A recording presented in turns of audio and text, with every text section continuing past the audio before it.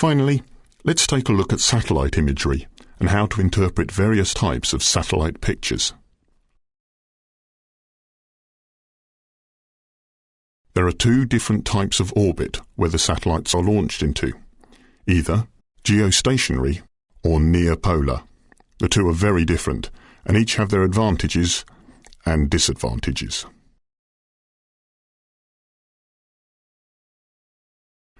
The geostationary type are located around 36,000 kilometers above the equator, and as a result, maintain a fixed position relative to the Earth. The biggest advantage is that they have an excellent field of view, covering 1/3 of the Earth's surface. Also, a series of pictures taken from a geostationary satellite can be joined together in a movie loop to show development and movement of individual cloud features. However, they do have their disadvantages as well. Since their orbit is so high, picture resolution is usually less than from other types of orbit. Also, due to their location over the equator, geostationary satellite pictures give no coverage over the poles due to the curvature of the Earth.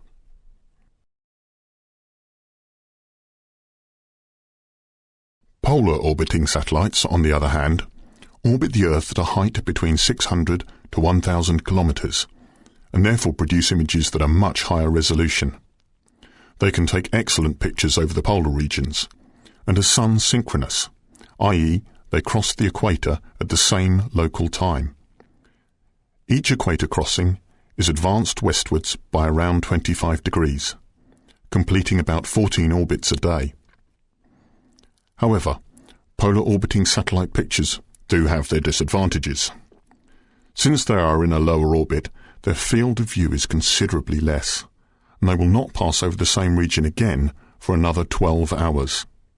As such, cloud features cannot be tracked. So, those are the two types of orbits satellite images can be taken from, but there are also several types of pictures which can be taken from the satellite's sensors. We shall examine three of the more common and certainly the most useful to aviation, but be aware that there are many more. Firstly, visible images. Basically, this is the image you would view if you were on the satellite. It's measuring radiation in the wavelength 0.6 to 0.9 micrometers, the visible spectrum.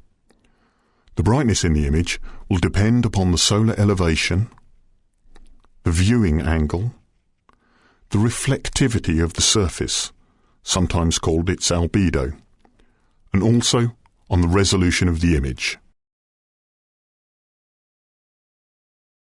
The albedo is probably the most important, so, ignoring the others and concentrating on this for the time being, a visible satellite image can be said to be a map of the reflectivity of the underlying surface. In general, thick cloud is more reflective than thin, and so will appear brighter. Water cloud is more reflective than ice cloud, and will also appear brighter. And cloud composed of small droplets is more reflective than cloud composed of larger droplets. This is why fog appears very bright on visible satellite pictures, despite the fact that it's relatively thin. So, in summary, in a visible satellite picture, low reflectivity appears black, while high reflectivity appears white, with various shades of grey being used for reflectivities between the two. Most cloud will show clearly on the image, except when the underlying ground cover is snow or ice, or when thin cirrus is viewed against a light background such as a desert or lower cloud, i.e. when there is no contrast.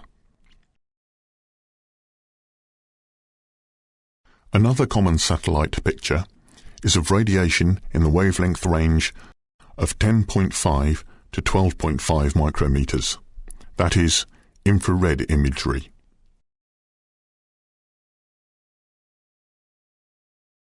The interpretation of the infrared image is more straightforward. The degree of whiteness can simply be taken as an indication of the coldness of the underlying surface. It therefore has the obvious advantage that it can be viewed at any time of the day and does not require the sun to be shining upon the surface, unlike visible images which can only be viewed during daylight hours. Basically, in infrared imagery, the highest radiance comes from the warmest surfaces and will appear black, whereas the lowest radiance comes from the coldest surfaces and will appear white. Intermediate radiances will appear on a grey scale between the two. This table gives an indication of how to interpret visible and infrared satellite images.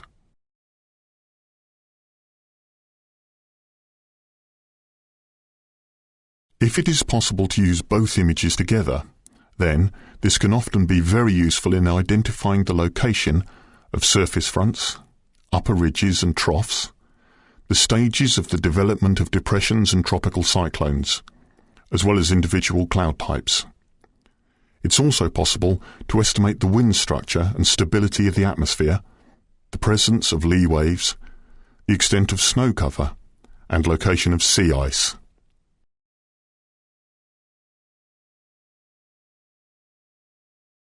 So now let's take a look at a couple of examples and see what we can determine from these images.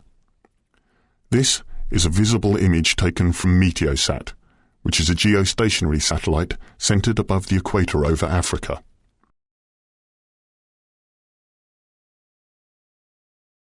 Here we can make a rough estimate of the surface synoptic situation. We have low pressure centers located here, here, and here. A small frontal system is located around the low pressure over southern UK, with a warm front, cold front, and occlusion. This system becomes a little more complicated because it joins up with a new one which is developing here. Now we can see the same picture, but using the infrared channel. Here we can see the same features that we did on the visible, but it is also easier to make out another frontal system to the north, which was a little vague on the visible picture. The one other type of satellite image you may come across is that of water vapour. These images are a measure of radiance in the wavelength of 5.7 to 7.1 micrometers, the region of the spectrum where water vapour absorbs strongly. Darker shades indicate that the upper atmosphere is drier, whereas lighter shading shows higher levels of humidity in this region.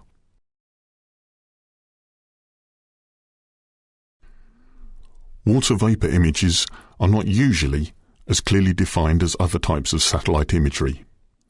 However, there are instances where clear delineation between high and low humidities occur. One of these can sometimes be found where moist air from a large cumulonimbus cloud penetrates into the drier stratospheric air. This normally occurs in the tropics. The other occasion can be seen on the poleward side of the polar front jet, where the moist cirrus-laden air beneath the tropical tropopause abuts the dry stratospheric air overlaying the polar tropopause. So in this water vapour image, we can identify the position of the polar front jet here.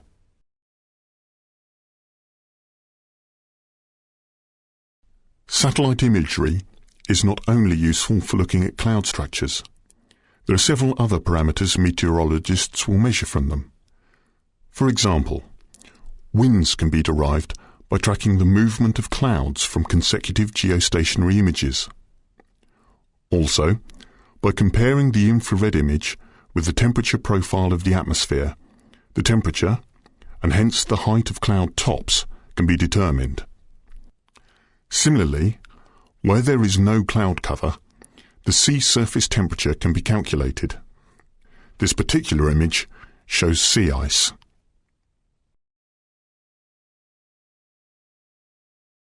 You may occasionally come across satellite pictures called false colour images. These tell us exactly the same information as grayscale images, but use colours.